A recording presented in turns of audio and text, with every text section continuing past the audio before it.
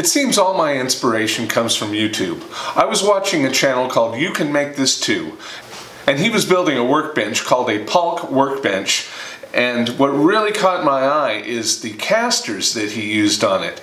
They were retractable casters. They didn't really disappear or anything. It's just when you lifted the locking devices, the legs sat down on the floor and the casters are just sitting there. When I commented on the casters, he posted a link to Amazon where I could go buy them. It turns out they're made by Rockler, and Rockler's got some really great stuff, these casters included. But you guys know me, I make my own. And that's what this video is today. I'll start with a trip to my hardware store to get some casters. And I also got some all-thread coupler nuts and some socket head cap screws that are going to be my pivot bolts. We're going to use this piece of rectangular tubing as the engagement lever, and we're going to use this square tubing as the carrier base. We'll start by cutting and drilling the square tubing. I began by cutting 4 pieces of square tubing, and they're going to need to be cut out to get this shape. They're also going to have some holes drilled in them. One for the pivot point of the caster and one for the pivot point of the lock. And then they're also going to have 4 holes drilled in the back to mount it to the equipment. In order to make sure that the holes are in the same place on every one, I'm going to stack the first one on top of the second and then drill through. And I repeat this process over and over until all the holes are transferred from the first piece to all of the other pieces.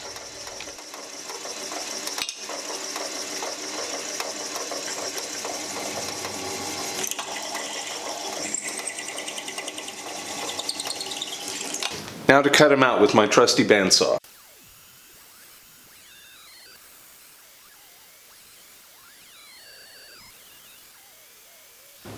Okay, so cutting this last tab off might be a little bit precarious, so I think I'm going to save that for the hacksaw.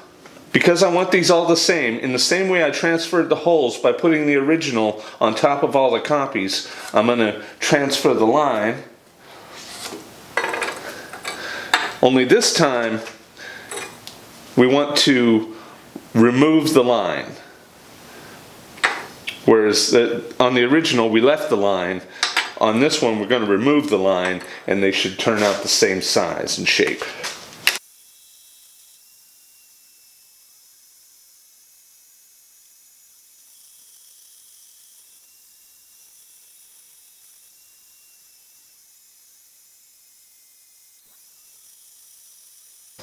Okay, well there are my 4 mounting bodies. I still need to cut these fronts off.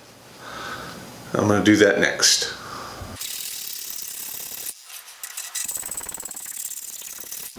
Those cleaned up pretty nice with the flap disc.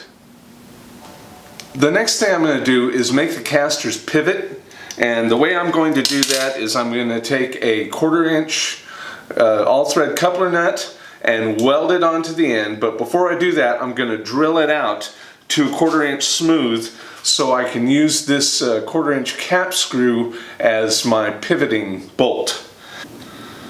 I want to have my caster pivot in place before I make the locking leg. Okay, well this is my pivot point on the cap screw. It's all smooth in there, and I've drilled out that coupler nut, but I have hit a snag. This caster needs to be welded onto that and it won't reach. But what I'm going to do is I'm just going to come in here and cut off the corners, and then it will reach. Then I will weld the caster to the coupler nut, and we can move on to the next step. Okay, well I knocked the corners off and it's better. But it's not giving me enough. It's only giving me about 1/4 inch of rise. So I think what I'm going to do is come in here and knock these corners off too. Okay, that's looking a bit better. That's looking like about 1/2 inch. And that I can live with. The next step is to weld the drilled out coupler nuts onto the caster body. Alright, so there, I just have it clamped on with a vice grip. I'll tack it with the welder and then weld it on the outside here.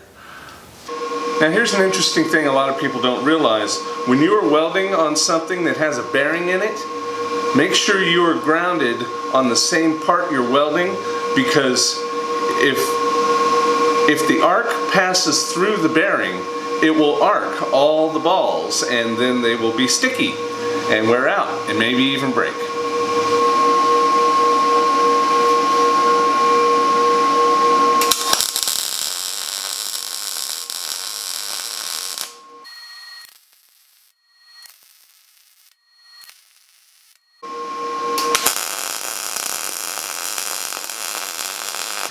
Those turned out great and I didn't thrash a single bearing. When the caster's down, it's going to have the leg lifted off the ground like this. So when the caster's up, it looks like the caster will raise up about 1/2 inch, which is just right. Alright, now we work on the locking lever. So let's look at how this needs to work. This pivot needs to have a heel that extends that way beyond it as far as possible. We're going to make it out of this 1x2 tube.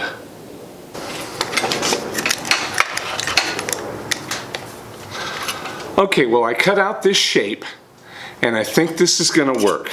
We'll put it in there and find a place, find where the hole should be, and I'll drill it and we'll test it. Okay, it looks like I think we got a winner.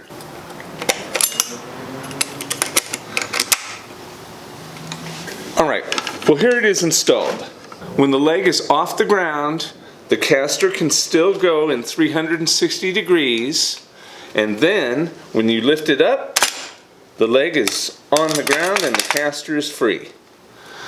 We have a success, my friends!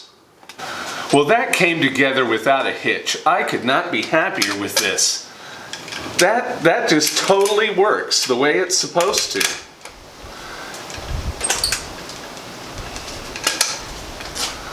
I love knowing how to make things. Anyway, all I need to do now is take it back apart, paint it, and install it on my table saw. And if you want to see the result of that endeavor, follow me on Instagram. My name there is wildman.tech. So that's all for this week. Please like, comment, share, and subscribe. And if you want to find out what's going on at the Folsom Forge, check back on Wednesday. Click up here to see my last video. Click up here to see something of mine that YouTube thinks you'll like.